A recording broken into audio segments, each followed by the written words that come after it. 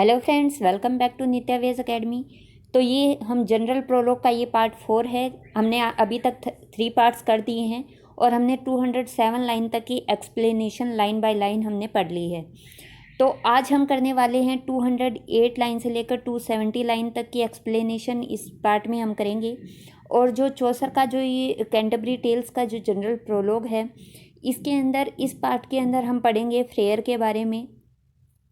फ्रेयर जो था उसके जो चौसर का जो फ्रेयर है उसको पढ़ने से पहले हमें उस समय का जो 12th सेंचुरी से लेकर 15th सेंचुरी तक के बीच में जो मिडल एज जो था इंग्लैंड में, उसमें जो फ्रेयर होता था, एक आइडल फ्रेयर जो होता था, उसके बारे में थोड़ा जान लेते हैं कि जो एक फ्रेयर होता है वो होता क्या है। फ्रेयर एक्चुअली एक रिलीजियस पर्सन होता है, a man belonging to one of the several Roman Catholic religious groups whose members often promise to stay poor। तो यहाँ पे ये जो फ्रेयर होते हैं, जो इंग्लैंड में जो फ्रेयर होते थे, वो रोमन कैथोलिक रिलीजियस ग्रुप के पर्सन्स होते थे। एक ऐसे पर्सन होते थे जो इस कैथोलिक रिलीजियस ग्रुप से बिलोंग करते थे। और ये पर्सन्स जो थे जिस ग्रुप से, क्योंकि उस समय में काफ़ी रिलीजियस ग्रुप्स थे, काफ़ी जो चर्च से बिलोंग करते थे, लेकिन जो अलग अलग रिलीजियस ग्रुप्स थे और उनके कुछ अलग ही अपने नोशंस होते थे, अपने ही रूल्स होते थे। और इन्हीं रूल्स के अंदर से जो फ्रेयर जिस रिलीजियस ग्रुप से बिलोंग करता था वो था मेंडिसेंट ऑर्डर से ये बिलोंग करते थे। 4 मेंडिसेंट ऑर्डर्स थे उस समय के। मेंडिसेंट होता है कि एक बेगर, जो बेगर कस्टम को फॉलो करते थे कि आप लोग बेगिंग करके अर्न करोगे और इस तरह से आपको अपना जीवन यापन करना है। जो बेगिंग से पैसा आएगा उसी से आपको सर्वाइव करना है और उस पैसे को आपको सोसाइटी के अंदर जो ज़रूरतमंद नीडी पीपल्स हैं उनकी हेल्प करनी है।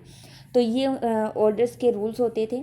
और इस समय में 4 मेंडिसेंट ऑर्डर्स होते थे, जो थे एगस्टिनियंस, कार्मेलाइट्स, डोमिनिकन्स और फ्रेंसिकियंस।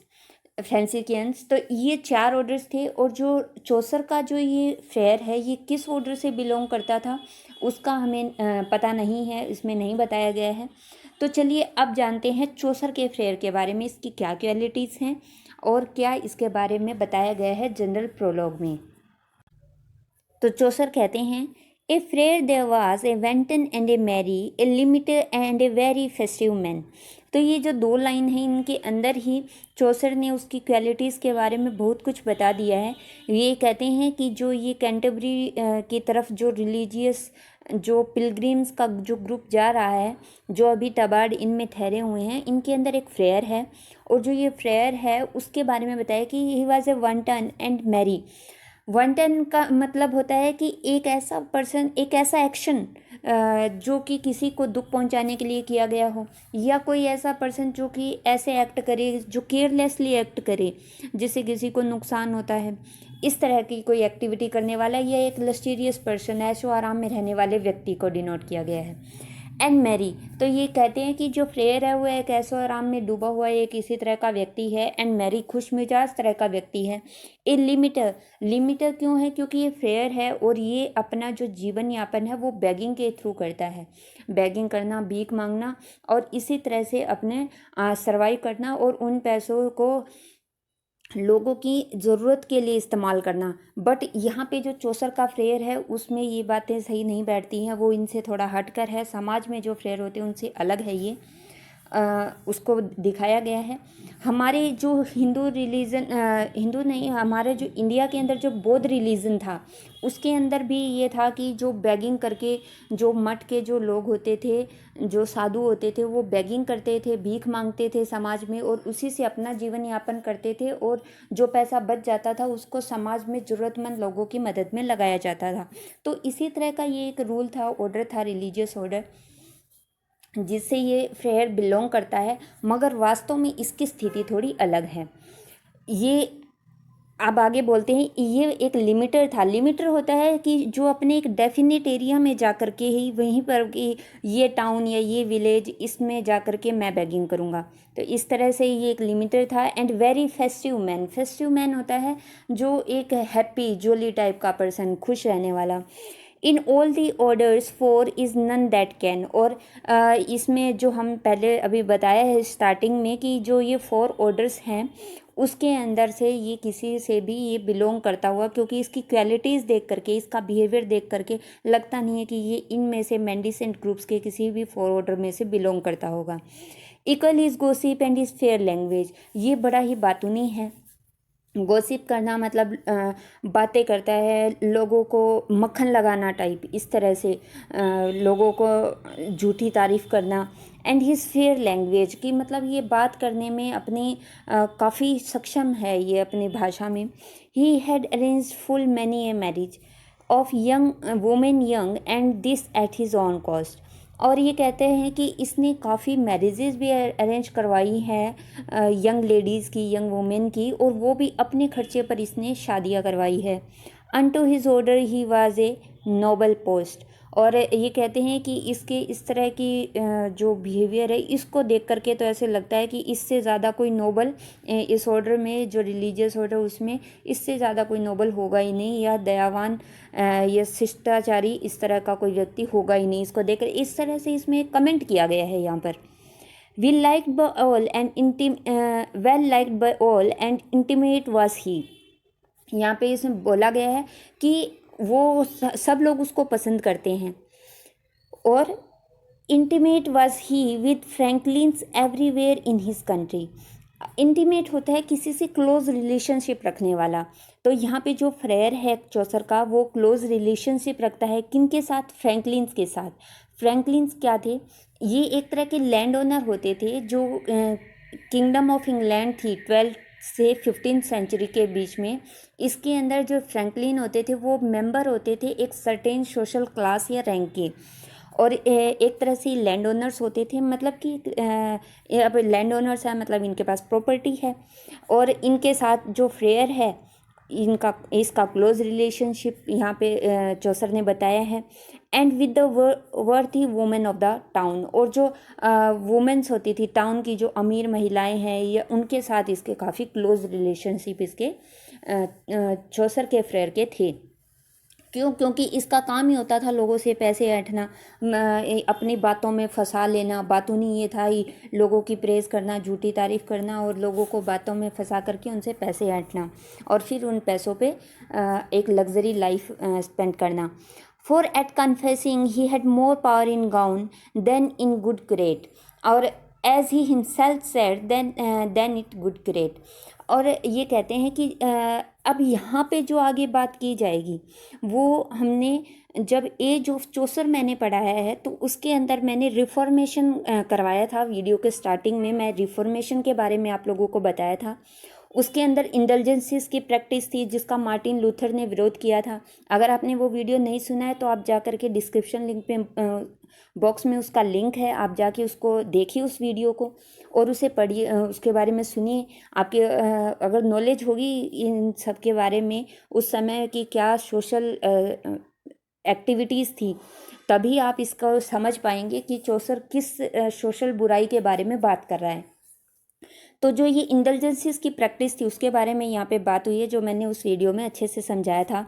ये जो चौसर का जो फ्रेयर है वो क्या करता है कि वो कन्फेशन, जो लोग कन्फेशन करते हैं उस समय में जो सोशल जो ये एक प्रैक्टिस होती थी कि चर्च के अकॉर्डिंग उस समय के जो करप्शन था चर्च में, और जो करप्ट जो लोग थे, रिलीजियस पीपल थे, उनके अकॉर्डिंग ये था। वाकई में जो चर्च है वास्तव में चर्च को ऐसा नहीं है, ऐसी प्रैक्टिस को नहीं बिलीव करता, लेकिन करप्शन के कारण ये सब उस समय की सोशल इविल्स थी। और उसमें क्या था, एक कन्फेशन होता था कि जो व्यक्ति अगर गलती कर दे या कोई पाप कर दे, सिन कर दे, तो वो किसी भी religious person, prayer, nun, priest, इनके सामने जाए या क्लर्गी पर्सन के सामने जाए और जा कर के कुछ पैसे दे करके अपने सिन को कन्फेस करे, और उसे जो पर्सन है वो पैसे लेकर के उसे कह देता था कि तुम अब पाप से मुक्त हो। तो ये एक तरह का उस समय का एक प्रचलन था जिसके खिलाफ मार्टिन लूथर ने आवाज़ उठाई थी, और फिर एक रिफॉर्मेशन आया था। तो अब उसकी बात यहाँ पर हो रही है कि ये किस तरह से उस इंडल्जेंसीज की प्रैक्टिस में इन्वॉल्व था। For at confessing he had more power in gown as he himself said, जैसा कि वो खुद कह रहा है, फ्रेयर खुद कहता है कि उसके पास जो लोग कन्फेस करने के लिए ज़्यादा आते हैं, उसके पास ज़्यादा पावर है लोगों को कन्फेशन सुनने की। देन इट गुड कुरेट उस समय के एक प्रिस्ट होता था लो लेवल का, जो डिस्ट्रिक्ट लेवल का जो चर्च होता था उसका जो प्रिस्ट, जो इंचार्ज प्रिस्ट होता था, उसके नीचे उसकी हेल्प करने के लिए जो लोअर प्रिस्ट होता था, उन्हें कुरेट बोला जाता था। ग्रेट। तो ये जो यहाँ पे जो फ्रेयर है वो खुद कहता है कि उसके पास एक अच्छी कुरेट से ज़्यादा पावर है, ज़्यादा पावर है किसी को भी उसके गाउन में, गाउन होता है चोगा, एक लंबा चोगा जो होता है, उसके चोगे में ज़्यादा पावर है लोगों को कन्फेशन स्वीकार करने की। For of his order he was licentiate, और कहते हैं कि for of his order he was licentiate. Licentiate होता है कि एक ऐसा लाइसेंस्ड प्रीचर जिसको कि अभी तक अपॉइंटमेंट ना हुआ हो लेकिन उसे लाइसेंस मिल गया हो प्रीचिंग करने का। तो ये कहते हैं कि वो एक ऐसे ऑर्डर से लगता है कि उसे वो एक लाइसेंस्ड प्रीचर लगता है। He heard confession gently it was said, और ऐसा उसने कहा कि वो कन्फेशन जो है उनको बड़ी ही जेंटली, बड़ी ही विनम्रता से वो सबकी कन्फेशन सुनता है।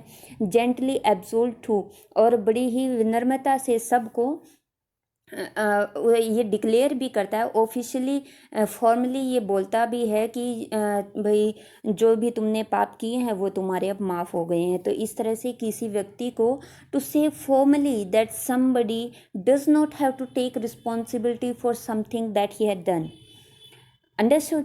Now living not of dead, living not of dead, इसका मतलब हुआ कि वो किसी को भी डराता नहीं है। जो लोगों के अपने सीन के लिए जो ग्रेट फियर होता है वो उन ऐसा ग्रेट फियर वो उनमें क्रिएट नहीं करता, बल्कि बड़ी ही पोलाइटली जेंटली वो उनको सुनता है और वो उनको ऑफिशियली डिक्लेयर कर देता है पैसे लेकर के कि आप लोग अपने पाप से मुक्त हो। He was an easy man to give penance, और ये बड़ा ही आसान सा एक व्यक्ति, मतलब ईजी मैन लगता है कि जिसके पास लोग जा कर के कंफर्टेबल फील करते हैं। कि अगर एक व्यक्ति के पास कोई व्यक्ति जा रहा है और कह रहा है कि मैंने ये सिन किया है, कन्फेस कर रहा है, और आगे से वो व्यक्ति उससे कुछ ऐसे कोई गुस्से के रिएक्शन देता है या उसको जेंटली हैंडल नहीं करता, तो व्यक्ति अनकंफर्टेबल हो जाता है। तो इसकी बजाय वो ऐसे प्रीस्ट के पास जाना पसंद करेंगे जो उनको आराम से सुने, उनको जेंटली हैंडल करे। तो इसी सेंस में बोला गया है कि he was an easy man to give penance, कि वो एक लोग उसके पास जाकर पेनेंस लेने में, प्रायश्चित करने में कंफर्टेबल फील करते हैं। When knowing he should gain a good pittance for to a begging friar money given, और उसे पता है कि वो जो ये कन्फेशंस ले रहा है, सॉरी जो लोगों को दे रहा है एक तरह से गॉड की तरफ से, वो उसके लिए उसको गुड पिटेंस मिलने वाला है। गुड पिटेंस मतलब कि उसको उसके बदले में अच्छी फीस मिलने वाली है, लोग उसे पैसे दे कर के कन्फेशन कर रहे हैं। For to a begging friar, और जो भीख मांगने वाला, ये जो ये बेगिंग फ्रेयर जो है, money given is sign that any man has been well shriven. तो यहाँ पे ये जो पैसे उसको दिए जा रहे हैं ये एक तरह का साइन है कि कोई भी व्यक्ति जा कर के उसके पास कन्फेस कर सकता है, पेनेंस ले सकता है, एब्सोल्यूशन करा सकता है। For if one gave he dare to boast of this, और जब कोई व्यक्ति उसके आगे जाकर के कन्फेशन करता है, फॉर इफ़ वन गिव का मतलब कि कोई व्यक्ति उसके सामने जाकर के कन्फेशन करता है, he dare to boast of this, तो वो मतलब dare to boast of this का मतलब है कि वो उस बात की सेखी बखारता है, मतलब अपनी एक तरह से अपनी बड़ाई करता है, अपने बारे में अच्छा बोलता है और एक तरह सेखी बखारता है अपने बारे में। He took the man's repentance not amiss, for many a man there is so hard of heart, और इस तरह से he took the man's repentance not amiss, और इस तरह से वो बिना किसी दबाव के, बिना किसी टेंशन के दूसरों के रिपेंटेंस लेता है, मैंस की रिपेंटेंस लेता है, उनके कन्फेशन सुनता है। For many a man there is so hard of heart, और जब उसके पास लोग कन्फेशन करने के लिए आते हैं, रिपेंटेंस पेनेंस करने आते हैं, तो for many a man there is so hard of heart, कुछ लोग उनमें ऐसे भी होते हैं जो कि हार्ड ऑफ हर्ट होते हैं, जो अपनी फीलिंग को ज़्यादा एक्सप्रेस नहीं कर पाते। मतलब एक प्रायश्चित करने का मतलब क्या होता है कि आप अपने जो काम आपने किए हैं, आप उनके प्रति वाकई में बहुत शर्मिंदा हो, आप रो करके अपने हाथ जोड़ करके एक तरह से सॉरी के लिए बैक करना, तो ये पेनेंस होता है, प्रायश्चित करना। बट कुछ लोग ऐसे होते हैं जो अपनी फीलिंग को एक्सप्रेस नहीं कर पाते, मतलब इस तरह से रोना वीप करना ये सब एक्टिविटी नहीं कर पाते, अपने इमोशंस को शो नहीं कर पाते हैं। तो उनके बारे में बात की है कि ऐसे जो व्यक्ति होते हैं जो हार्ड ऑफ हर्ट होते हैं, ही कैन नॉट वीप, वो जो रो नहीं सकते। How where pains miss smart, therefore instead of weeping और of prayer man should give silver to poor friar soul bare. तो यहाँ पे जो इंडल्जेंसी की प्रैक्टिस है उसके बारे में बिल्कुल साफ चौसर ने बताया है कि ऐसे लोगों के लिए, उन लोगों के लिए क्या होगा, instead of weeping end of prayer, कि ऐसे लोगों को रोने की बजाय या प्रेयर करने की उन्हें कोई ज़रूरत नहीं है। Man should give silver to the poor friar, ये जो गरीब जो फ्रेयर हैं इनको आप सिल्वर दो, मतलब पैसे दो। एंड ऑल बेयर, और ये लोग सब कुछ आपका माफ़ कर देंगे, ये लोग आपको सॉरी दिलवा देंगे और आपकी तरफ से ये लोग प्रेयर करेंगे गॉड से माफ़ी देने के लिए। His tippet was stuck always full of knives and pins. टिपेट होता है एक तरह का स्कार्फ, एक लंबा स्कार्फ होता है जो उस समय में मिडल एजेस में इंग्लैंड के लोगों द्वारा पहना जाता था। तो ये कहते हैं कि जो उसका जो टिपेट है, जो उसका लंबा जो स्कार्फ या जो शॉल हम कह सकते हैं, जो उसका शॉल है वह stuck always full of knives and pins, जो वो हमेशा किससे उसमें क्या लगा रहता था, उसमें नाइव्स लगे रहते थे और पिंस लगी रहती थी। To gift young and pleasing wives, और वो जो पिंस वगैरह है, जो नाइव्स है, वो किनको गिफ्ट करता था, यंग और प्लीजिंग वाइफ्स को, मतलब औरतों को, खूबसूरत और नौजवान औरतों को वो ये चीज़ें गिफ्ट करता था। And certainly he kept a merry note, और ऐसी वुमेंस को इम्प्रेस करने के लिए वो अपने पास एक नोट रखता था जिसमें क्या लिखा होता था, कुछ सॉन्ग वगैरह या लाइनें वगैरह लिखी होती थी। वेल कुड ही सिंग, जिन्हें वो अच्छे से गा सकता था। And play upon the road, और उनको उसके ऊपर ही वो बजाता भी था, कुछ उस रटे हुए के ऊपर ही वो बजाता था, हमेशा अपने पास एक नोट या ऐसा कुछ लिख के रखता था, सॉन्ग वगैरह।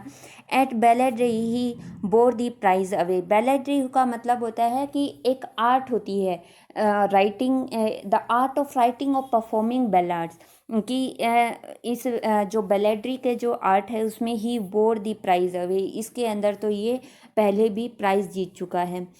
इस तरह से his throat was white as lily of the May, और कहते कि जो उसका जो थ्रोट, उसका जो गला है वो ऐसे इतना सफ़ेद है, उसकी गले के मतलब उसकी खूबसूरती या उसकी स्किन कलर की बात हुई है कि his throat was white as lily of the May, वो वाइट कलर का है जैसे कि लिली का फ्लोर होता है मे में।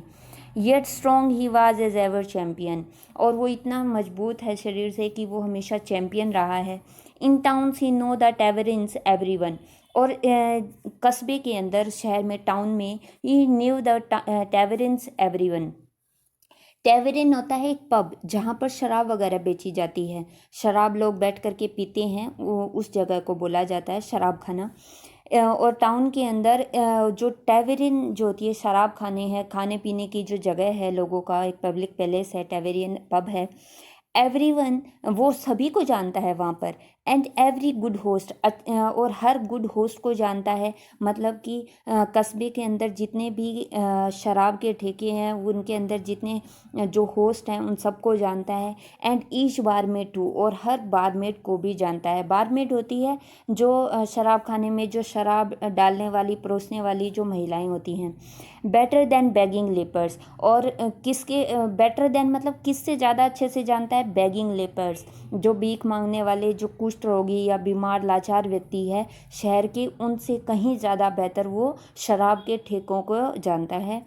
दे he this he knew, for unto no such solid man as he according it as far as he could see to have sick lepers for acquaintances. तो यहाँ पे ये बताया है कि और उस जैसा कोई सॉलिड मैन, मजबूत व्यक्ति नहीं होगा, according it as far he could see, जितना कि देख पा रहे हैं, to have sick lepers for acquaintances, और कि जो उसके जो सिक लेपर्स, जो बीमार, जो लाचार, जो रोगी व्यक्ति हैं, उनके बारे में तो वो बहुत कम जानता है, उसके बारे में उसे बहुत कम नॉलेज है।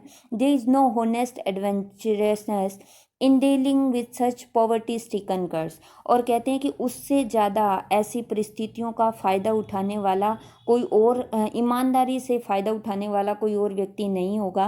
मतलब उससे ज़्यादा कोई बड़ा एडवेंचरस, मौके प्रस्त व्यक्ति नहीं है in dealing with such poverty stricken curs. Curs होता है कि ऐसे व्यक्ति जो कि जिनसे लोग पसंद नहीं करते।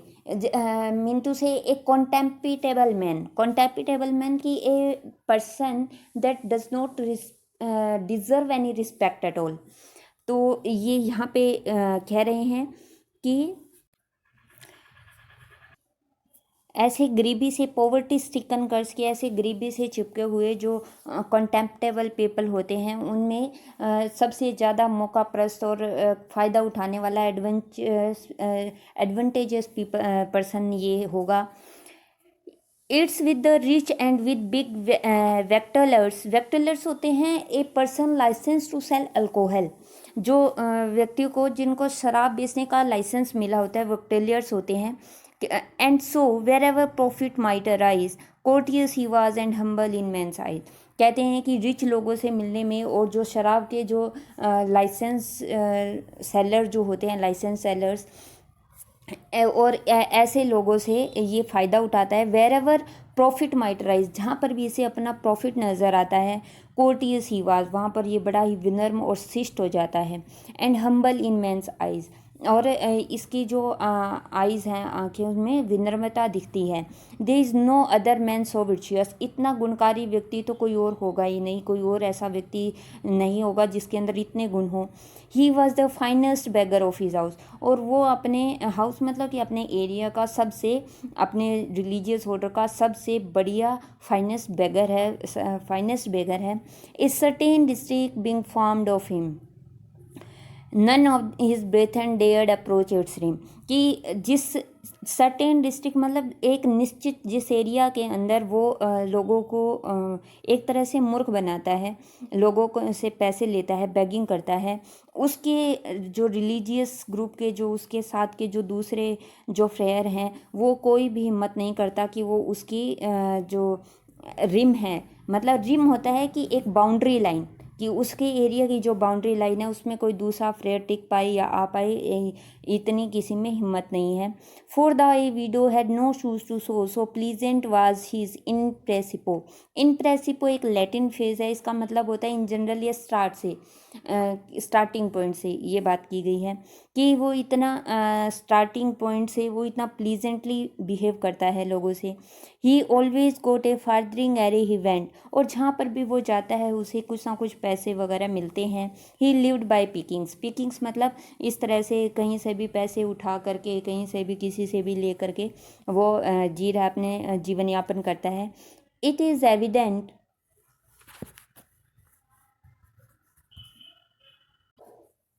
एविडेंट मतलब ये तो प्रत्यक्ष है, ये साफ नज़र आ रहा है। And he could romp as well on love days could he be of mickle help. अब यहाँ पे एक तरह का कमेंट किया गया है, उसके ऊपर एक सटायर है कि जब जैसे एक छोटा बच्चा या एक पपी होता है, वो इधर उधर शोर मचाता है, खेलते हैं जैसे छोटे बच्चे, यंग बॉय खेलता है, तो उस तरह से वो खेलता है। On love days could he be of mickle help. और जो चौसर है वो एक तरह से उस पर सटाई कमेंट कर रहा है कि जो फ्रेयर है वो इतना यंग है, इतना मतलब एक तरह से उसमें बचकानापन है कि अपनी लव डेज के अंदर वो किसी की हेल्प करेगा। इतना ग्रेट काम वो कैसे कर सकता है कि किसी की मदद करना, ये काम तो वो अभी कर ही नहीं सकता, क्योंकि वो तो उछलता कूदता जॉयस फीलिंग करता हुआ इधर उधर घूमता रहता है। For there he was not like a cloisterers, और इसीलिए वो क्लस्टर्स जैसा नहीं है। With threadbare cope as is the poor scholar. जैसे कि जो क्लोइस्टर्स होते हैं, जो धार्मिक मठों में रहने वाले जो साधु वगैरह होते हैं, फ्रेयर होते हैं, वो उन जैसा नहीं है, उन पुअर स्कॉलर जैसा नहीं है जो कि धागे से सिले हुए कपड़े पहनते हो। मतलब कि जैसे बैगर्स होते हैं उनके कपड़ों पे ऐसे टांके लगे होते हैं ना, फटे हुए कपड़े होते हैं उनमें टांके लगा कर वो सी करके पहनते रहते हैं, वो इस तरह का नहीं है। But he was like a Lord और लाइक ए पोप।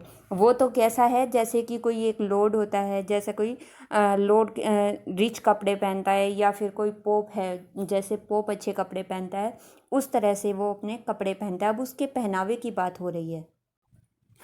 अब आगे उसके कपड़ों के बारे में क्या बोल रहे हैं। Of double worsted was his semi cope. Semi cope है कि एक तरह से जो उसने कपड़े पहने हुए हैं, जो स्लीवलेस कपड़े होते हैं उसके बारे में बात है कि ऑफ डबल वॉस्टेड होता है, उसमें डबल मुलायम ऊनी कपड़ा उसने पहने हुए हैं, मतलब अच्छी क्वालिटी के उसने कपड़े पहन रखे हैं। That rounded like a bell, और जो एक बेल की तरह राउंड किए हुए हैं, मतलब उसके जो कपड़ों का डिज़ाइन है उसके बारे में बताया कि उसकी कॉलर वगैरह राउंड की हुई है। एज यू मे गेस, जैसा कि आप गेस कर सकते हो। He lived a little out of wantonness to make his English soft upon his tongue. Chaucer कहते हैं कि वो थोड़ा सा तुतलाता है, आउट ऑफ वेंटरनेस। वेंटरनेस होता है कि जो उसने लापरवाही में कुछ बोल दिया हो, इस तरह से वो थोड़ा तुतलाता है। To make his English soft, ताकि वो अपनी इंग्लिश को, अपनी वॉइस को सॉफ्ट बना सके और भी, ताकि सुनने वालों को अच्छा लगे। अपॉन हिज, अपनी जुबान पे और भी अच्छी विनम्रता से अपनी भाषा को ला सके। And in his harping after he had संग, और जब वो बजाता है, हार्प होता है एक म्यूज़िकल इंस्ट्रूमेंट होता है जो कि रिलीजियस पर्सन्स होते हैं, अक्सर वो अपने बजाने के लिए अपने हाथ में रखते हैं। और इस तरह से वो कहते हैं कि जब वो हार्प बजाता है और जब वो गाता है, his true eyes twinkled in his head as bright, और तो उसकी जो दोनों आँखें वो उसके सिर पे ऐसे चमक रही होती हैं, as do the stars within the frosty night, और जैसे कि एक ठंडी रात में फ्रस्टी नाइट के अंदर स्टार्स चमकते हैं, स्टार्स ट्विंकल करते हैं। This worthy limiter was named Hobart, और जो ये अमीर जो लिमिटर, वर्दी लिमिटर का बोला गया कि ये जो वर्दी लिमिटर जो है, इसका नाम है हर्बर्ट। इसका नाम बताया गया है, इसका नाम क्या है, फ्रेयर का नाम क्या है, हर्बर्ट। तो ये यहाँ पे एक क्वेश्चन भी बनता है कि जो फ्रेयर है उसका नाम क्या है, हर्बर्ट नाम यहाँ पे चौसर ने उसका बताया है। तो ये हमारा पार्ट 4 कंप्लीट होता है, इसमें हमने फ्रेयर पढ़ लिया है। नेक्स्ट पार्ट में हम इसके 271 लाइन से हम इसकी एक्सप्लेनेशन स्टार्ट करेंगे। तो होप सो आपको सब समझ आया होगा, और इसके बाकी जो पार्ट्स हैं उनके लिंक डिस्क्रिप्शन बॉक्स में दिए गए हैं, आप वहाँ जा कर के बाकी पार्ट्स को भी सुन सकते हैं। तो चलिए इसी के साथ मिलते हैं नेक्स्ट वीडियो में। Till then keep practising. Thank you.